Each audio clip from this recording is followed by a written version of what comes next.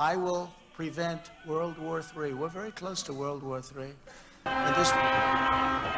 Horns and whistles, the sounds of demonstrators in Niger.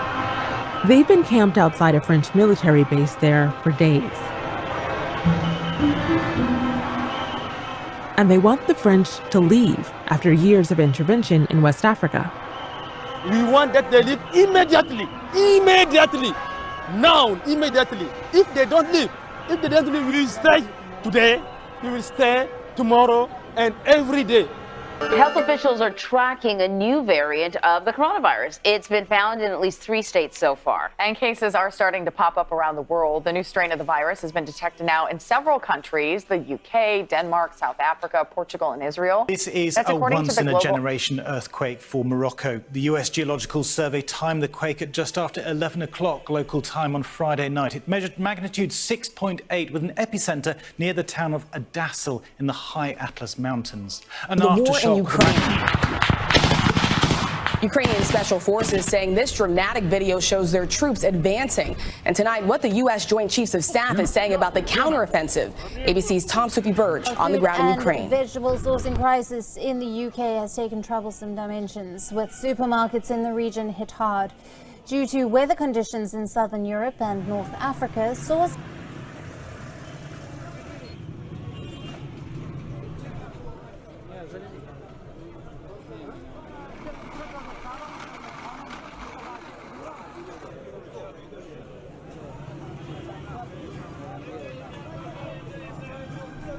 Two more earthquakes have struck Afghanistan this morning, bringing it to a total of 7 earthquakes and multiple aftershocks over the past 8 days. Then there are the numbers.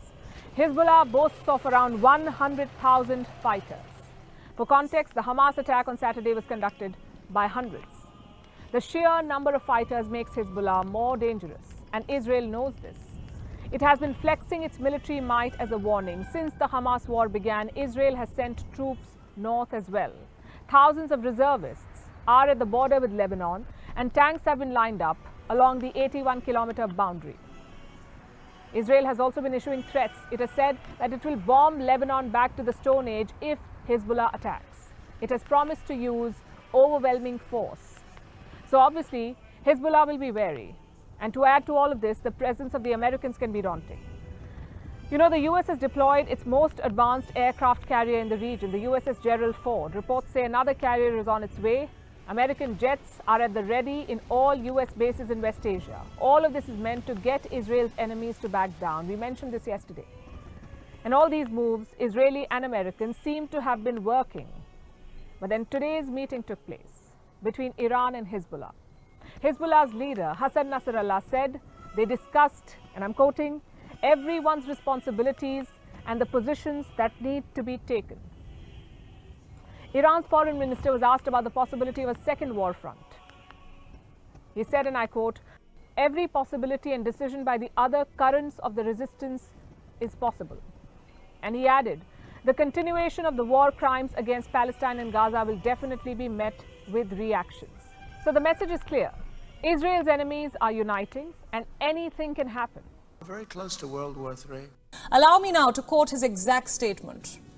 The threat of another variant emerging that causes new surges of disease and death remains. And the threat of another pathogen emerging with even deadlier potential remains. 4 months since this warning was issued, scientists the world over are talking about this. This includes Kate Bingham, who served as the chair of the UK's vaccine task force. She says, we need to prepare for disease X because it could be more perilous than COVID-19. Let me now take you through her claims one by one. The scientist says that this disease, disease X, could have a similar impact as the devastating Spanish flu of 1918. 2. Disease X could potentially result in up to 50 million more deaths. 3. The disease could emerge from the millions of viruses that are yet to be discovered. 4. It may take scientists a whole lot of time to develop vaccines that can fight The this 45 disease. different countries across 3 continents. These are the victims of the abandoned Black Sea grain deal. Now, Russia waited till the very end of the deadline and then decided to pull the plug. Moscow has said that it has its own reasons. However, this was a crucial deal not just for Ukraine, but for the entire world economy.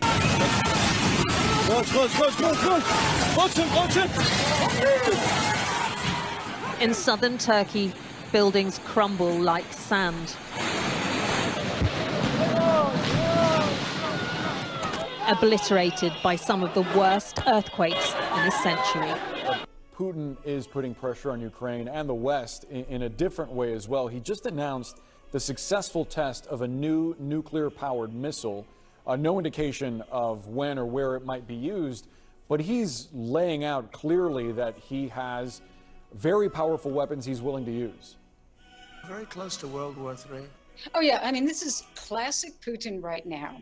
A lot of nuclear threatening comments. He's talking about this Burevestnik missile. We have a world war. It'll be destruction like nobody's ever seen before, far greater than World War I or World War II. I want to assure everyone that at the moment, the response from Russia to a nuclear strike on its territory is absolutely unacceptable for any potential aggressor.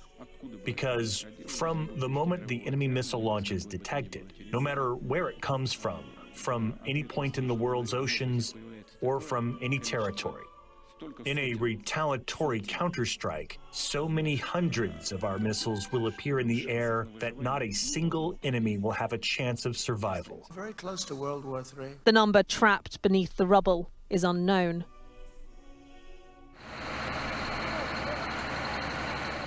The death toll is rising, and the aftershocks keep coming. 2022, nearly 258 million people in 58 countries and territories faced acute levels of food insecurity, a jump of about 33% from the previous year, demonstrated the world is widely off the track in achieving its goal of zero hunger by the end of this decade. The 2023 Global Report on Food Crises found a 7-year high in hunger numbers in 2022, up from 193 million people in 53 countries and territories in 2021. It's the 4th consecutive year with rising numbers of people experiencing Phase 3 or above the Integrated Food Security Phase classification, designating their food security situation as serious. Earlier, dozens of Iranian lawmakers chanted "Death to America" as they met in parliament.